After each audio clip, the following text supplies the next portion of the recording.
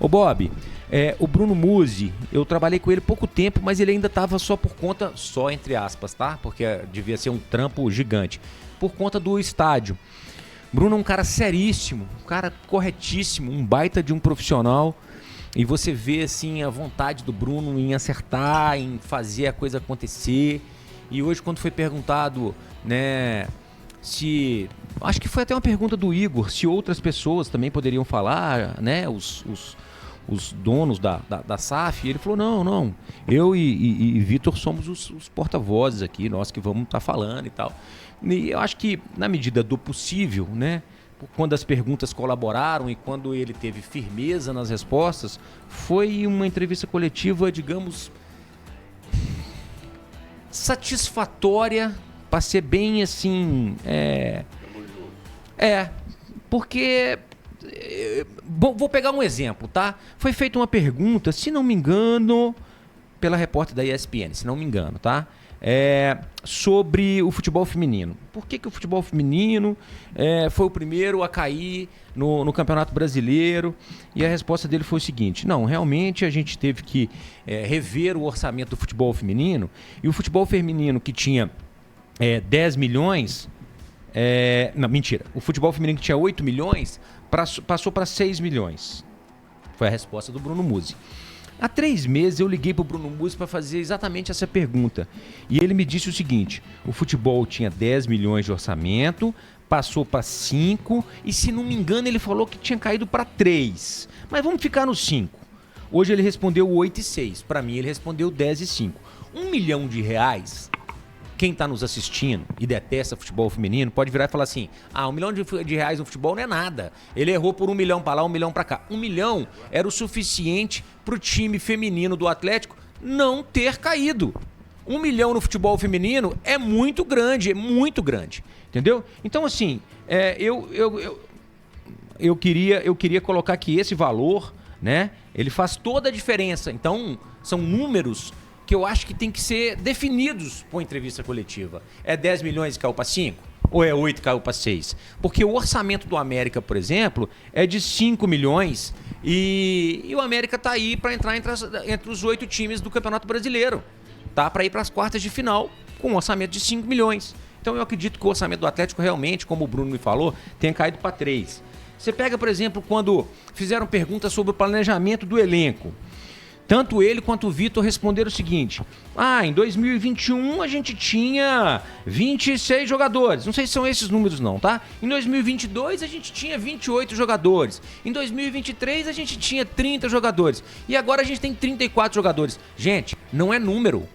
Se fosse número era fácil. Era só subir 250 meninos da base e falar assim: em 2024 a gente tem 290 jogadores. Não é a quantidade, é a qualidade dos jogadores que você tem. É o custo-benefício dos jogadores que você tem.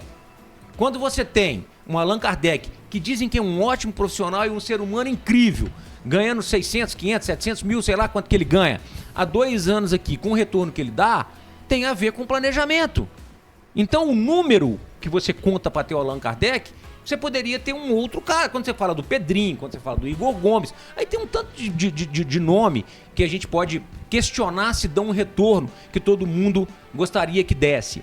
Então, quando se fala de categoria de base, eu acho que falta mais firmeza para entender e para falar sobre quais são os destinos da categoria de base para os próximos anos, né? De verdade, entender sobre o assunto.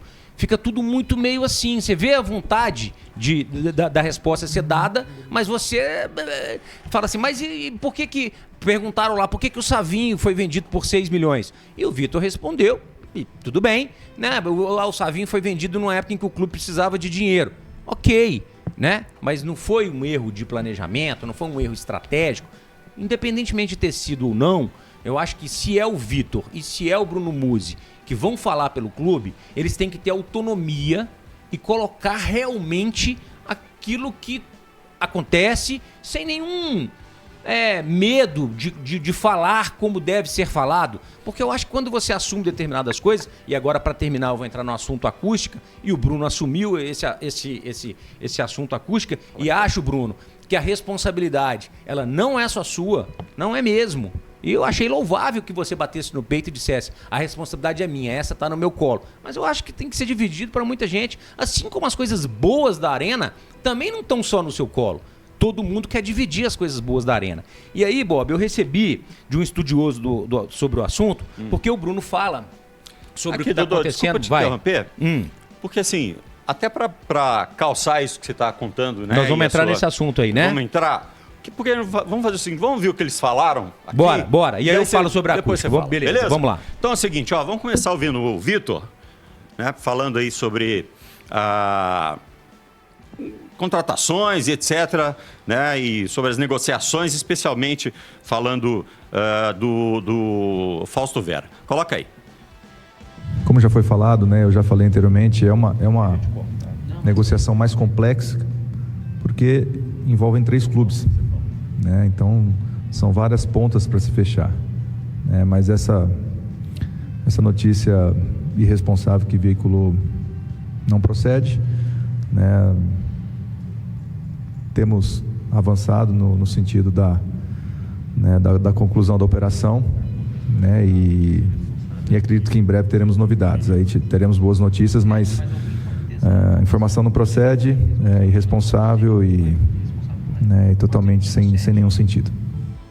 Bom, para contextualizar, a notícia é de que a nova direção do Corinthians não ia querer mais negociar o Fausto Vera e que ele não sairia então. Pode ter, enfim, fundamento ou não, o diretor do Atlético está dizendo que é uma notícia que não procede. Vamos ver também sobre o planejamento da temporada, o que ele falou. O planejamento ele já começou a ser feito, né? Com a chegada do Alonso, um contrato até o final de 27, com a chegada do Lianco, contrato até o final de 28, passando por algumas renovações de contrato e buscando outras renovações de contrato. Então, quando você fala em planejamento, não é simplesmente contratar somente, é você identificar as carências, né? E a renovação de contrato de alguns atletas, ela também passa por um planejamento. E talvez esse planejamento ele só fique mais claro para a gente poder se aprofundar na hora que fechar a janela, para você fazer a avaliação de quem chegou e de quem saiu e identificar, né?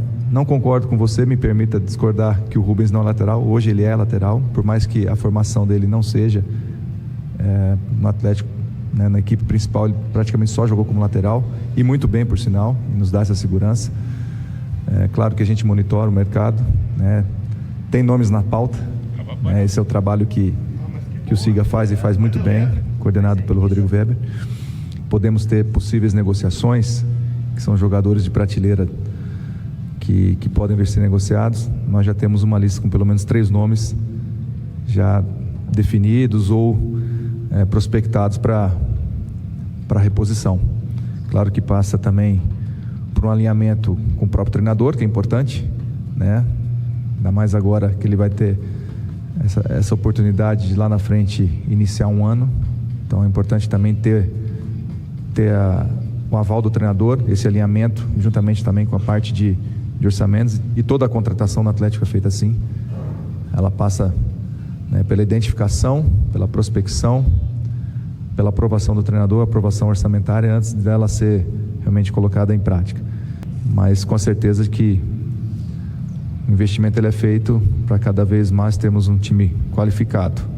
Então é sempre a busca pela excelência, seja na performance, seja na estrutura, seja no trabalho, seja em profissionais. Porque não adianta você também ter um elenco de excelência se você não tem um staff e uma estrutura adequada para isso. Então a busca pela excelência, ela vem em várias frentes, a começar pela qualificação do elenco. Ô Bob, eu tô vendo aqui um comentário do Rafael Gonzaga aqui no YouTube. Ele tá dizendo assim, a imprensa não pode falar a verdade sobre o Galo, senão o patrão manda embora. Ô Rafael, se acontece em outros veículos, aqui na 98 não acontece, a gente tem toda a liberdade. O que acontece é que a gente tem que falar com responsabilidade. A gente não pode falar exatamente o que você quer ouvir. A gente tem que falar o que a gente acha. E às vezes o que a gente acha, o que a gente pensa, o que a gente tem de informação, não é o que você quer ouvir. E tem duas coisas, né, Dudu? A gente tem que falar. Nós trabalhamos com os dois lados, a informação e a opinião. Isso aí. Eu tô na casa há 14 anos, eu nunca fui chamado no terceiro andar para falar sua opinião não pode ser essa ou deveria ser essa. Não, toda opinião que eu omiti aqui até então, desde 2010, e no esporte desde 2011 fazendo transmissão. Perfeito. E desde 2016 no 98 Esportes. O Rodrigo Carneiro já discordou da minha opinião, mas Isso nunca aí. me vetou. E É com isso relação aí. à informação, e aí informação é averiguar, nós temos os setoristas aqui. É muito perigoso, e aí eu respeito muito, como é que chama o torcedor? Rafael. Ô, Rafa, eu respeito muito a sua colocação, mas ela tem que ser muito cuidadosa. Existem profissionais sérios em todas as áreas e existem profissionais não tão sérios em todas as áreas. Não generaliza, não. Esse discurso se torna raso. É a mesma coisa de você apontar e falar todo político é ladrão. Não é. Não é, cara. Não é. É claro que às vezes os justos pagam pelos pecadores. Mas em todo veículo de comunicação tem os bons e os ruins. E isso aí, esse tipo de discurso, é um discurso de boteco, onde a efervescência coletiva fica rasa de falar, não podem falar, ninguém aí pode falar porque manda embora. Não, não é bem assim. Eu não trabalho em outras emissoras e falo aqui pela casa onde eu tô há 14 anos. Aqui não tem isso, não. Outro dia, no seu programa de manhã, você opinou, né, dizendo que entendia que era o momento dos responsáveis pela SAF virem a público, colocar a cara, dar a cara para bater, dar entrevista coletiva. O Rafa e o Grice discordaram de você, que não né? tinha que fazer nada, Então, tinha que trabalhar. Então as opiniões, elas, né, são moldadas de acordo com aquilo que a gente entende ou que a gente tem de informação. Em relação ao Vitor, um cara muito sério, eu acho que vai se tornar um grande diretor de futebol, ainda tem muito que percorrer. É isso aí, Vitor. Não, eu discordo de você. Não precisa nem de pedir desculpa como você pediu. Você me desculpe, eu discordo de você. Eu discordo de você. O cara fez uma pergunta, meio barra opinião, você discorda e foi lá e colocou. O Bruno Musi falou também. Começou falando dessa história da acústica. Eu tô achando essa história tão bizarra, cara. Mas enfim, vamos ouvir. Eu também tô. A gente tem já trabalhado bastante para tentar unificar as torcidas, para que elas fiquem num setor único, para que aquele canto ali seja mais potente. A gente está também usando um sistema que chama Voice Lift, mas nada mais é do que uma captação sonora que faz com que esse som captado ele seja distribuído ao entorno do estádio nos mesmos tempos, ou seja, quem está mais perto recebe o som mais rápido, quem está mais rápido, quem está mais atrás recebe um pouquinho mais demorado, para poder ter essa uniformidade. Na hora que isso acontece, começa a existir aquela coordenação, porque hoje o que acontece é assim, quem está no norte não escuta quem está no sul, quem está no setor Brahma não canta às vezes o que o setor Inter está cantando, e a gente começa a fazer essa coordenação. A gente fez o primeiro teste no jogo do Flamengo. Eu acho que houve uma percepção de melhoria. A gente mediu isso. Nós tivemos 105 decibéis na hora que a torcida coordenou e cantou junto. As medidas do Maracanã, por exemplo, que também tem sistemas, atingiram 97 decibéis. O Atlético Paranaense também tem esse sistema, é um estádio fechado, cobertura metálica, e precisa desse sistema. Não tem o tratamento acústico que nós temos, e também precisa desse sistema. A Allianz Arena em Munique, Benfica, diversos estádios possuem esse sistema. Então nós estamos seguindo essa mesma linha, já está implementado, está em fase de melhoramento, acho que ainda há melhora para que isso aconteça. Além disso, a gente também está fazendo um estudo em paralelo, que é um estudo físico. A expectativa é que o estúdio fique pronto finalmente até dezembro de 24 para implantação em 25. Nós estamos vendo quais serão os caminhos. A gente construiu aqui na Arena uma sala que é a réplica da Arena, para que a gente possa testar diversos equipamentos ou diversas estruturas para poder ficar embaixo da cobertura, para que de fato ajude nessa melhoria conjunta do sistema sonoro da Arena. Se você me permite, qualquer engenheiro de som que passou pela aula 1 sabe que precisa ter um delay entre a fonte sonora e se quem está escutando está mais longe. Os festivais de música fazem isso o tempo todo. Você acha que o cara que está na beira do palco do Rock in Rio está ouvindo ao mesmo tempo do cara que está lá no final, com 100 mil pessoas atrás? Não. Por quê? Porque existe, né, a propagação do som e isso é compensado, né, através do sistema de som. Não é algo tão complicado assim de se fazer, né? Pois é, Bob, olha só, eu recebi, né? A pessoa prefere não se identificar, de um estudioso desse assunto aí, e ele dizendo o seguinte, que em eventos esportivos os sistemas de voice lift, né, são menos comuns para a propagação do som da torcida. Pelo menos que eu saiba, não foi projetado para isso, mas pode até funcionar.